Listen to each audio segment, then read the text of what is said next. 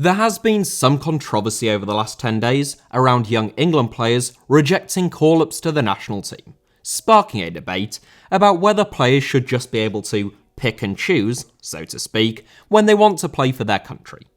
This comes in light of Callum Hudson-Odoi rejecting a call-up from Lee Carsley's England under-21 team, reportedly because he wants to focus on his first-team prospects at Chelsea, along with Mason Greenwood having met with Gareth Southgate and requested that he not be considered for international selection until 2022. Southgate himself came out in defence of the players, citing the importance of their development at such a young age as justification for their decisions, but not without slipping in a subtle nod to Callum Hudson-Odoi, which suggested that his decision to reject the under-21s may harm his future senior team prospects. Personally, whilst I can see the argument from both sides, I do think it is unfortunate that a player should turn down the opportunity to represent their country, and of those who have done so in the past, we often hear them express regret at that decision. That got me thinking about some memorable instances of players turning down England call-ups. Players like Steve Bruce, who rejected a call-up from Terry Venables for a friendly against Nigeria at the age of 34, amidst an injury crisis at centre-back within the England squad. Bruce felt it would have been a token cap more than anything else, with his old teammate Brian Robson serving as Venables' assistant at the time, and he said that he didn't want a solitary sympathy cap on his record. Or Michael Carrick, another Manchester United legend who asked the FA not to select him for 2 whole years after being an unused player at the 2010 World Cup. You get the idea, and I've picked out much more interesting examples than those two, because I'm nice like that. Here are 7 footballers who rejected England call-ups. Paul Scholes, a man who managed to destroy a reputation built up over 20 years, 25 trophies, and over 700 games as one of the finest midfielders of his generation, within the space of a 3-second video uploaded to his daughter's Instagram story. There can be no doubt whatsoever that Paul Scholes is, at the very least, rather an odd chap. Once known for getting in and around the opposition box at Manchester United, scoring and creating goals with ease before dropping deeper and deeper as the years went on, becoming one of the best deep-line playmakers in world football, these days, Scholes is better known for being a human set of nail clippers who serves only one client with whom he shares a surname. While Scholes' club career at Manchester United was laden with success and celebration, his time with England was a little less joyous, as was the case with so many of England's best players during that so-called golden generation era. However, whilst the likes of Wayne Rooney, Steven Gerrard and Frank Lampard all had their difficulties with England, they also all won more than 100 caps for the Three Lions in international careers spanning more than 14 years. Scholes, on the other hand, just decided to jack it all in following the disappointment of a penalty shootout defeat to Portugal in the quarter-finals of Euro 2004. With only 66 caps to his name, a full 9 years before he played his last game for Manchester United. Scholes said that he didn't enjoy going away with England, or playing for England, where he was often pushed out wide onto the left flank from about 2002 onwards, saying that he would prefer a longer summer break and the chance to spend more time with his family and kids. Yeah, I bet. When Sven-Göran Eriksson departed and Steve McLaren came in, he held talks with Scholes but couldn't convince the midfielder to make a comeback. Some years later, Fabio Capello attempted to name Scholes in his provisional 30-man squad for the 2010 World Cup. By this stage, Scholes was 35 years old, and he rejected the call-up once again, claiming that if Capello had asked him earlier, he might have come to a different decision. As soon as the tournament ended, Scholes said that he regretted not accepting the call-up. And in recent years, Scholes has expressed regret at having ended his international career so early, full stop. Danny Drinkwater.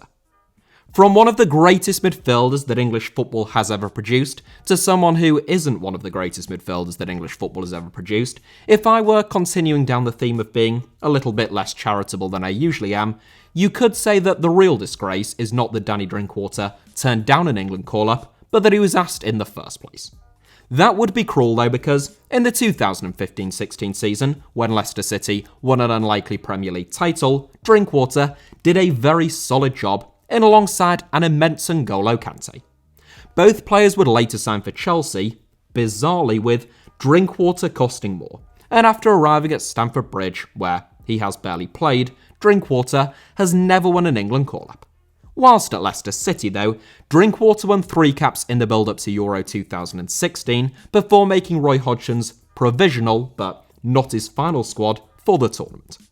When Hodgson was replaced by Sam Allardyce, and then by Gareth Southgate, the current England boss called Drinkwater up for friendlies against Germany and Brazil, only to be rejected.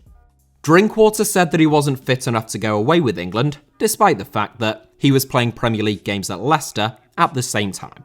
Publicly, Gareth Southgate said that he understood the decision. Privately, it was reported that he was fairly unimpressed, already managing with a depleted squad against 2 world-class teams. Drinkwater never received another England call-up, though that is likely to be as much because of his club form in recent years as it is to the fact that he snubbed Gareth Southgate. Micah Richards. Micah Richards probably has the most distinctive laugh in all of world football, but Roy Hodgson certainly wasn't laughing when the Manchester City star turned down a spot in his squad for Euro 2012. Richards had already been asked by his old Man City boss Stuart Pearce to represent Great Britain's men's football team at the 2012 Olympics, and Hodgson was only asking Richards to be part of his standby list for the Euros, in case of any injuries in his position. If he went with the England training camp as a backup for the Euros, he would have had to have missed out on the Olympics whether he was called upon or not. Richards decided that he would rather go with the guarantee of football under Pearce at the Olympics than the hope of making Roy Hodgson's squad for the Euros, in a decision that, he admitted, might hurt his future England prospects. Despite becoming England's youngest ever defender in 2006, aged only 18, Richards lost his spot in the England squad to Glenn Johnson in 2008 and later to Kyle Walker, leaving him stuck on only 13 caps. Richards most likely actually would have been called up for England's full Euro 2012 squad due to an injury to Gary Cahill that saw Martin Kelly called up from Hodgson's standby list. England fell at the quarter-final stage of Euro 2012, losing to Italy on penalties. Team GB also went out in the quarterfinals of the Olympics on penalties, losing to South Korea. Richards was right about it harming his future England prospects, as he never won another cap. But he did call the Olympics one of the best times of his life, so maybe he made the right call after all.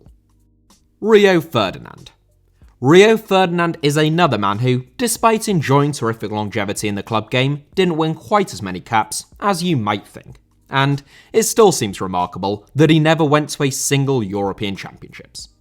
Ferdinand's England career first began to stall going into the 2010 World Cup, where he suffered a knee ligament injury whilst training in South Africa and was subsequently ruled out of the tournament. At Euro 2012, Roy Hodgson caused controversy by leaving the Manchester United centre-back out of his squad, with much speculation that he didn't want to create tension by picking both Ferdinand and John Terry, with Terry soon set to go on trial for racially abusing Rio's brother Anton. But it was when Gary Cahill was ruled out of the tournament through injury, and Hodgson still didn't call Ferdinand up, instead opting to bring Martin Kelly into his squad, who had only previously played 22 minutes of football for England, that things really heated up. Ferdinand's agent, Jamie Morale, branded the decision as being nothing short of disgraceful, accusing Hodgson and the FA of having a total lack of respect. In March 2013, Ferdinand was recalled to the England squad for the first time in 2 years, for World Cup qualifiers against San Marino and Montenegro, but this time it was Hodgson who would be snubbed. Ferdinand rejected the call-up despite being in fine form at club level at the time, citing fitness concerns and an individual training regime that he was following at Old Trafford. The decision was reported to have delighted Alex Ferguson ahead of the run-in during his final season in charge of Manchester United, and it is impossible to ignore how many players in this 7, and in my shortlist, played under Sir Alex, who was famous for engaging his players in club versus country loyalty battles. Gigs. Neil Franklin. You didn't seriously think that I was going to leave this one out, did you? The earliest example in this 7, there was a very good reason that players rarely turned down an England call-up in the 1950s, and that is because international football paid much better than club football. When Neil Franklin asked not to be selected by England in 1950, an England cap was worth £50, at a time when the maximum wage at club level was restricted to just £12 a week. Not only did Franklin turn down the opportunity to win a 27th England cap, having played in every single one of England's 26 post-war internationals, which was a record for consecutive England appearances at the time, that 27th cap would have come at the 1950 World Cup in Brazil, the first World Cup that England played in. What's more, unlike Richards or Ferdinand, Franklin wouldn't have been on the fringes of the England squad or in any standby lists. He was the first name on the team sheet and was arguably the most important player in the England squad. He told the FA selectors that he was turning down this once-in-a-lifetime opportunity because his wife was due to give birth whilst the World Cup was on, and he didn't want to be halfway across the globe in Brazil. Franklin's wife was indeed pregnant, but his justification was somewhat undermined when news broke that England's starman and his family had flown to South America, but to Colombia rather than Brazil. Franklin became the first British player to join Colombia's Bandit League with Independiente Santa Fe in Bogota. Meanwhile, England were humiliated at the World Cup without him, losing to the rank amateurs of the United States. Franklin never won another cap for England, despite being arguably England's greatest defender of all time, and he was caught up in a civil war in Colombia. If you want to learn more, head over to englandsgreatestdefender.com because I have written an entire book about it, which naturally I think is funny, fascinating, and an ideal Christmas present for just about anyone. Chris Sutton. I largely left out cases such as Callum Hudson-Odoi turning down England's under-21 team and only included senior team snubs, with the exception of Chris Sutton. The England B team appears to be all but dead now, having been inactive since May 2007, but there was a time in which it was a vital part of the England setup. During the mid to late 1990s, England had a ridiculous amount of attacking talent, with the likes of Alan Shearer, Robbie Fowler, Les Ferdinand, Teddy Sheringham, Ian Wright, Stan Collymore, Dion Dublin, and Michael Owen all vying for a starting berth. Oh, and Andy Cole. How could I forget Andy Cole? Chris Sutton was one of many victims to England's depth at centre-forward, failing to win a single cap off the back of a season in which he scored 25 goals for Norwich City in the Premier League. His sole England cap came 3 years later, whilst Sutton was playing for Blackburn, when he came on as a 79th minute substitute against Cameroon. Feeling as though he had done quite a good job, and having enjoyed decent form over the next couple of months at club level, with a few other forwards out injured, Sutton expected to make Glenn Hoddle's next England squad, and perhaps even to make his first start. So, when he was told that he had been selected for the England B team instead, he wasn't best pleased. So he called Glenn Hoddle and told him that he wasn't going to play for the B team. Hoddle told him, in no uncertain terms, that he would never play for England again. And he was right. Sutton has since expressed severe regret at having made such a rash decision, stating that Hoddle was right never to pick him again. Wayne Rooney. Who better to end this seven with than England's all-time record goalscorer, who had one of the strangest England careers imaginable. Rooney is simultaneously an England legend as the country's record male goalscorer and outfield appearance holder, whilst also having had so many disappointments in an England shirt, and never managing to have a better tournament than Euro 2004 when he was only 18 years old. Whilst Rooney scored in finals and won it all with Manchester United, his best performances for England, outside of that Euros in 2004, seemed to come when it mattered least.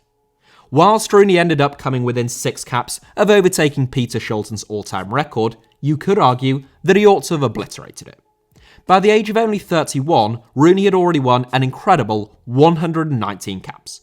But following the bitter disappointment of Euro 2016 and defeat to Iceland, there was much discussion about whether the England squad needed a revamp and a fresh impetus.